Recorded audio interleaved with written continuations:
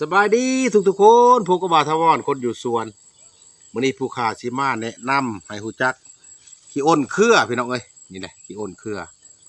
สิเกิดน้ำโคกเด้อพี่น้องเด้อสิลามน้ำดินไปนี่แหละผู้ขาขุดมาเมื่อกี้มันละนี่แหละ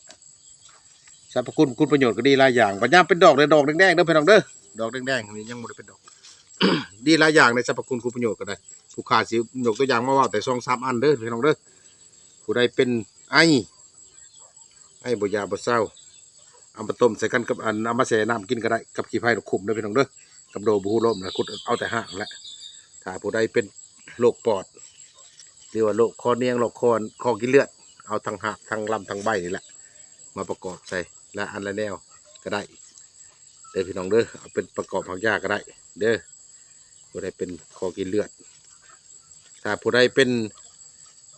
กระเพาะบาดนะพี่น้องเอ้ยลำไส้บาดขุดเอาหักนี่มาต้มกินใส่กับกกหญ้าคิ้วกับหญ้าฝรั่งเด้อพี่น้องเด้อมาต้มกินสิเฮ็ดให้ลำไส้เฮาดีเด้อพี่น้องเด้ออันนี้ผู้ค้ามาแนะนำให้รู้จักนำกินน้ำไส้เป็นบางๆคร่าวๆเด้อพี่น้องเด้อ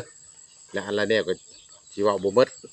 มันหลายโพดตัวนี้ฮะสรรพคุณประโยชน์ก็ดีหลายอย่างเด้อถ้าผู้ใดเป็นพยาธิดังกล่าวก็เอามาต้มมากินมาใส่กันลงเบิ่งเด้อพี่น้องเด้อกินแล้วก็ให้ดีให้เศร้าอย่าเจ็บอย่าจนร่ำรวยกันอยู่ดีมีแฮงเด้อพี่น้องเด้อสาธุ